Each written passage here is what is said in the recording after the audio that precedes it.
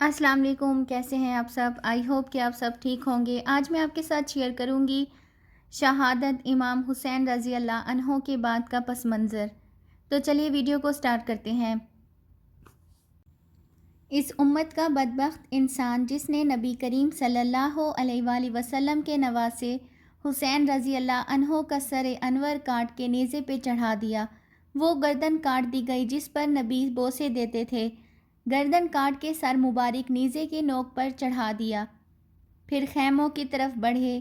لیکن اللہ سبحانہ وتعالیٰ کو زندگی مقصود تھی، آل رسول کی نسل چلنی تھی۔ امام زین العابدین بیمار تھے، ان پر شمر کی تلوار رک گئی کہ چلو بیمار ہے چھوڑ دیا جائے۔ خواتین، بچے، حضرت علی رضی اللہ عنہ کی بیٹیاں، حضرت حسین رضی اللہ عنہ کی بیٹی، حضرت حسین رضی اللہ عنہ کی زوجہ محترم، بیویوں میں سب سے محبوب بیوی رباب رضی اللہ عنہ تھی۔ آپ رضی اللہ عنہ فرماتے تھے، جب رباب میکے چلی جاتی ہیں تو میری تو نیند ہی اڑ جاتی ہے۔ کتنا ان سے پیار تھا، وہ بھی ساتھ تھی۔ ان سب کو باندھ دیا جاتا ہے، ان کے کانوں کی بالیاں کھینچ کر اتار دی جاتی ہیں۔ پھر ابن سعد نے کہا، 10 گھوڑ سوار آؤ۔ حضرت حسین رضی اللہ عنہ کے جسم مبارک پر گھوڑے دوڑا دیے۔ کوئی ادھر سے گھوڑے دوڑا کے جا رہا ہے، کوئی ادھر سے گھوڑے دوڑانے کے لیے آ رہا ہے۔ جب قافلے کو گھسیٹ کے لے جانے لگے تو حضرت زینب رضی اللہ عنہ نے دیکھا 72 سر نیزوں پہ چڑھے ہوئے تھے۔ سب سے معصوم سر عبداللہ بن حسین، وہ بھی نیزے پہ چڑھا ہوا تھا۔ حضرت زینب رضی اللہ عنہ کی زبان سے چند الفاظ نکلے، وہ الفاظ سن کے کوفی لشکر والے بھی رونے لگے جو قاتل تھے، ان کی آنکھوں میں بھی آنسو آ گئے۔ کہا، اے محمد مصطفیٰ، اے محمد مصطفیٰ، آج حسین کی بارات ہے۔ محمد مصطفیٰ، آپ کے نواسے کی بارات ہے۔ آج حسین نے اپنی بوٹیوں کا ہار گلے میں ڈالا ہے، اپنے خون کے قطروں سے بنا ہوا لباس پہنا ہوا ہے۔ آج سرخ جوڑے میں وہ بڑا ہی حسین نظر آ رہا ہے۔ اس کا جسم بکھرا ہوا ہے، اس کی بوٹیاں بکھر گئیں، اس کے بدن کے ٹکڑے ٹکڑے ہو گئے۔ آج اس کا لاشا پڑا ہے۔ یا محمد مصطفیٰ، آج آپ کی بیٹیاں قید میں ہیں، آپ کی اولاد ذبح ہو چکی ہے، ان پر کفن ڈالنے کی اجازت نہیں دی ان بدبختوں نے۔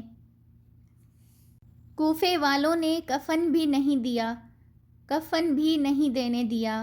ہوا نے مٹی اڑا کر آپ کی اولاد کو مٹی کا کفن پہنا دیا۔ پھر کٹا ہوا سر حضرت حسین رضی اللہ عنہ کا ابن زیاد کے سامنے پیش کیا گیا۔ اس نے چھڑی ماری اور کہنے لگا، میں نے ایسا حسین نہیں دیکھا چہرہ کہ مرنے کے بعد بھی چمکتا اور مسکراتا ہوا چہرہ ہو۔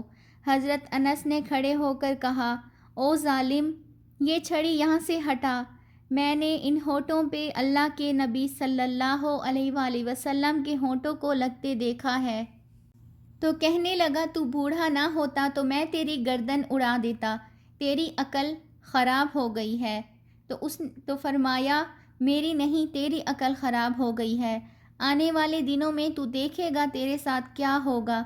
پھر یہی سر یزید کے سامنے رکھا گیا، اس نے منہ پر چھڑی ماری تو زید ابن ارقم رضی اللہ عنہ کھڑے ہو گئے، کہنے لگے، نہ کرو، میں نے ان ہونٹوں کو نبی کے ہونٹوں سے لگتے دیکھا ہے۔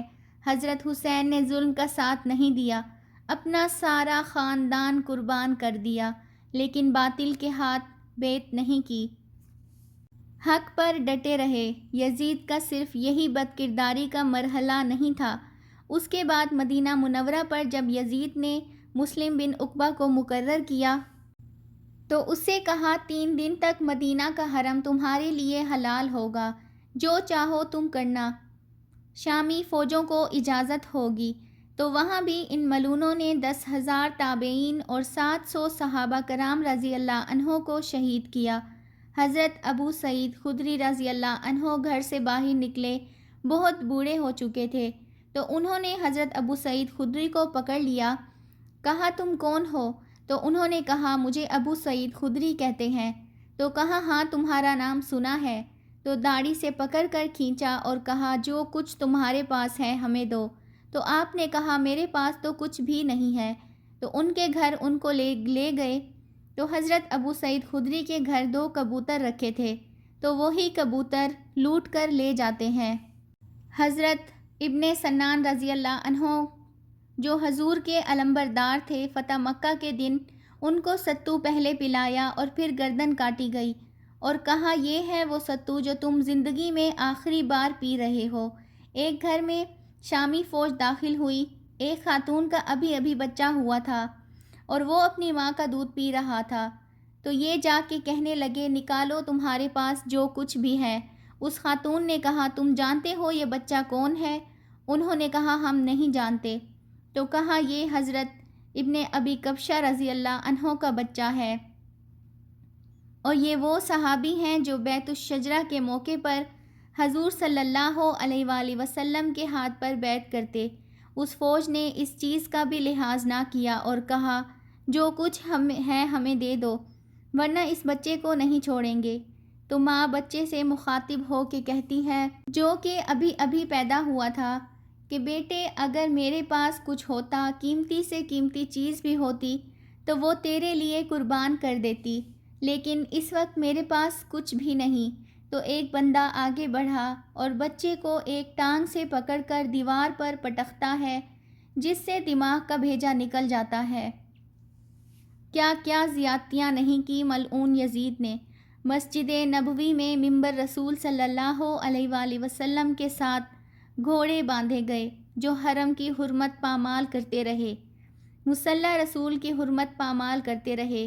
حضرت سعید رضی اللہ عنہ فرماتے ہیں میں نابینا تھا اور حضور کے روضے کے پاس بیٹھا تھا اور یزید کے سپاہی آتے، جو بھی مسجد میں نظر آتا پکڑ کر لے جاتے، مجھے نابینا سمجھ کر چھوڑ دیتے، لیکن میں پریشان تھا کہ ظہر کا وقت ہوگا، عصر کا وقت ہوگا، مغرب عشاء کا وقت ہوگا، نہ آذان نہ اقامت نہ جماعت، تو کیسے مجھے پتہ چلے گا کہ نماز کا وقت ہو گیا ہے؟ میری نمازوں کا کیا بنے گا؟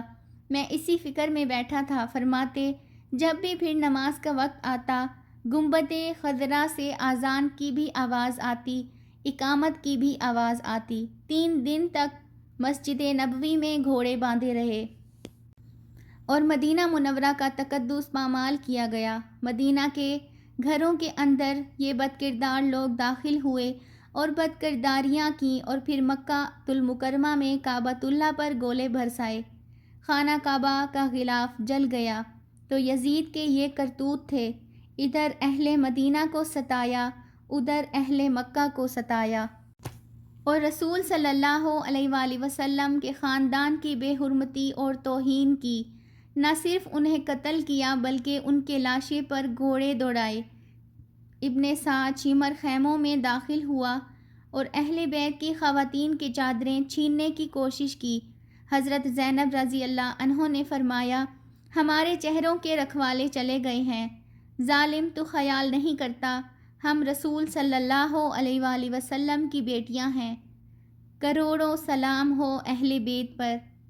آخر میں ایک شعر عرض ہے غرور ٹوٹ گیا کوئی مرتبہ نہ ملا، ستم کے بعد بھی کچھ حاصل جفا نہ ملا، سر حسین ملا ہے یزید کو لیکن شکست یہ ہے کہ پھر بھی جھکا ہوا نہ ملا۔ آئی ہوپ کہ آپ کو آج کی میری یہ ویڈیو اچھی لگی ہوگی، تو کامنٹ سیکشن میں اپنی رائے کا اظہار ضرور کریں۔ ملتے ہیں نیکسٹ ویڈیو میں، ٹل دین اللہ حافظ۔